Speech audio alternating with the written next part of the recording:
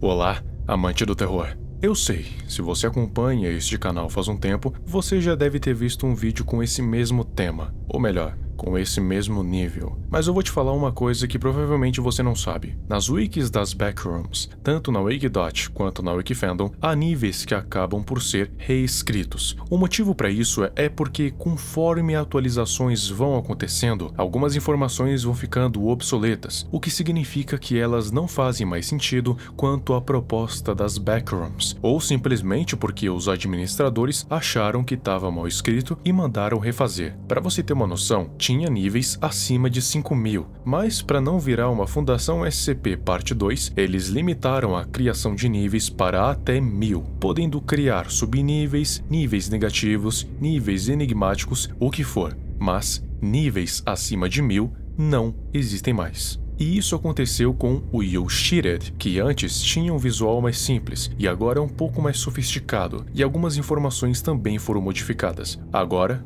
vamos dar uma olhada. O You Cheated, como dá para imaginar, é um local feito para aqueles que trapacearam de alguma forma dentro das Backrooms. O que isso significa? Que se você fizer algo que a própria dimensão considerar como trapaça, você vai parar nessa localização. Antigamente, You Cheated era considerado como um nível enigmático, ou só como mais um dos níveis das Backrooms, mas hoje em dia, ele já não é mais considerado como um, e sim como simplesmente um local que os trapaceiros vão, pois ele não cumpre os critérios para ser considerado um nível, por isso não vamos nos referir a ele assim, e sim como um local. Eu vou dar um exemplo do que pode ser considerado como uma trapaça nas Backrooms. Se você cair no primeiro nível, o 0, e fazer um no-clipping prematuro para voltar até as front rooms, ou pular para um outro nível, você tem a possibilidade de cair aqui, porque a saída do nível 0 você encontra com o tempo, tanto para outros níveis quanto para as front rooms se você for sortudo. Utilizar o no-clipping pode ser considerado como trapaça.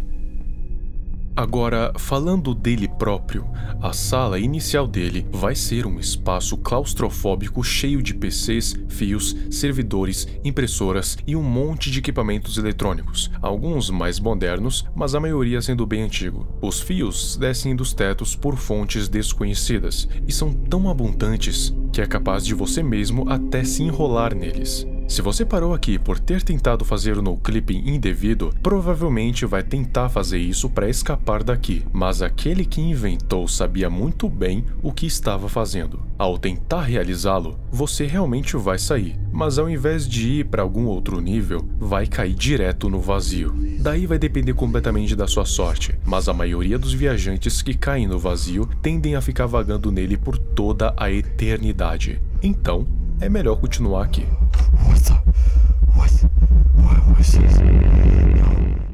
Contudo, por mais que essa área inicial seja, de certa forma, segura, não dá para ficar nela para sempre, porque eventualmente as paredes, o chão e o teto vão começar a se deteriorar, e assim vai ser impossível ficar lá dentro. Por quê? Porque você vai morrer, simplesmente. Então, é obrigatório sair para os corredores.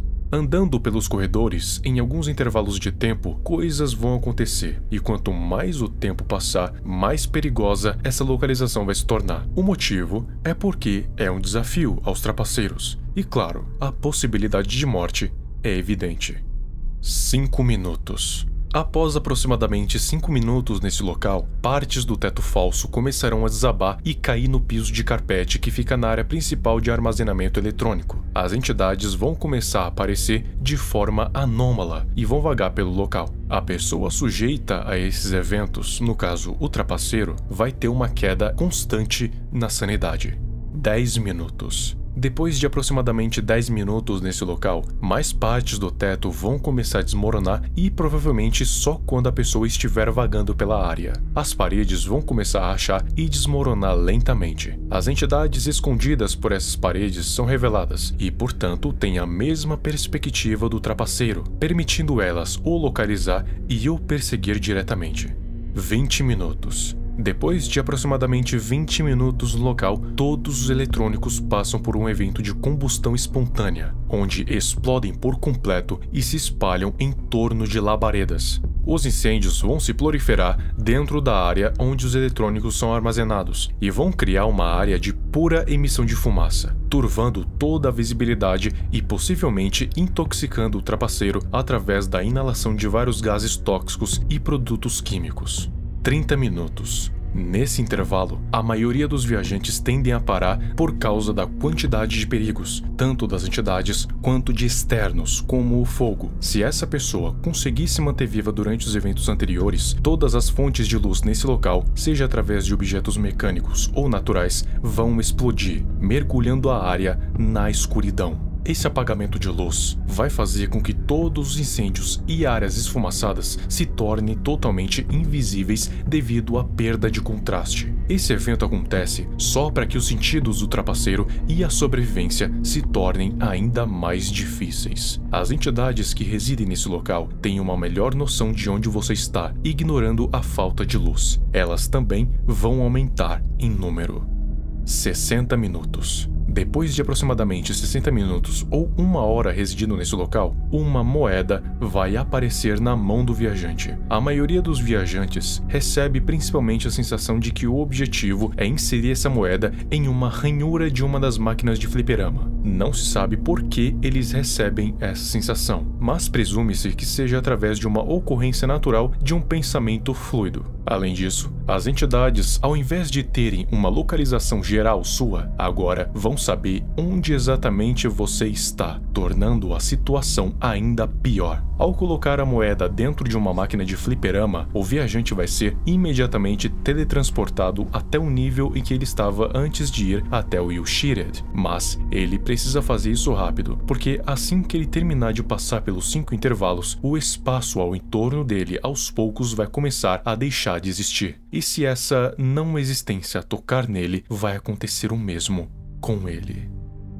Além disso, tem algumas zonas que os viajantes podem se deparar, como se fossem áreas diferentes para cada seção do Ushirad, começando pela Zona 1. Também chamada de Labirinto Eletrônico. É uma área designada com entidades variáveis no Ushirad. Ela se assemelha com uma sala de armazenamento negligenciada, com fios pendurados no teto e eletrônicos dos anos 2000, espalhados por um tapete úmido. A Zona 1 tem corredores abertos com portas vazias interrompendo o espaço, mas, ao explorar mais, torna-se aparentemente interminável. A visibilidade diminui à medida em que uma fumaça leve se instala. Os tetos caem com mais frequência e um cheiro de ferro enferrujado permeia o ar. Prosseguir leva para um beco sem saída com mais 2 hardwares, e a área fica mais escura à medida em que as ferramentas desaparecem. A transição para a próxima seção é dividida por uma barreira, onde manchas pretas aparecem no tapete, as portas estão danificadas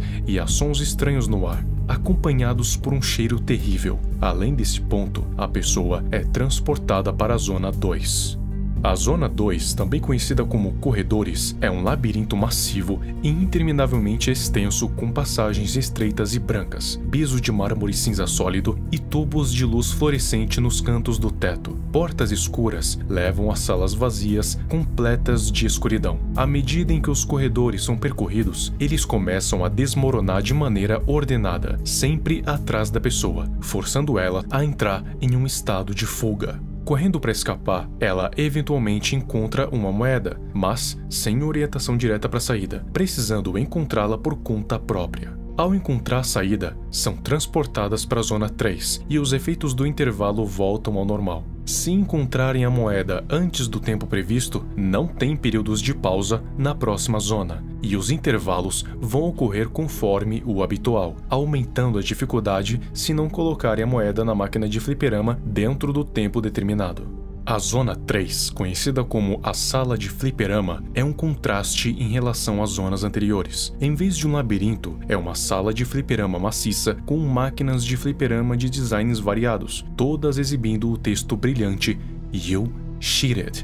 É aconselhável não tocar nessas máquinas, se você não quiser morrer instantaneamente. O layout geral da zona é composto por um piso de mármore branco e paredes de madeira. O teto tem a altura típica de uma sala de fliperama, com uma extensão vertical ligeiramente maior. No centro tem uma construção peculiar, um poste preto de 4 metros de altura com uma pirâmide pentagonal rotativa invertida em forma de diamante, exibindo um texto vermelho que também diz "You Cheated". A pirâmide pentagonal possui fitas de LED em suas arestas, emitindo uma luz de arco-íris cintilante. Essa construção não está fixada no chão de mármore, mas sim em um tapete preto com desenhos de confetes, cones de aniversário e cornetas. Tentativas de contornar as máquinas de fliperama e alcançar o poste foram bem-sucedidas, mas resultaram no viajante sendo enviado para baixo do nível, embora numericamente seja para cima, os levando para a Zona 4.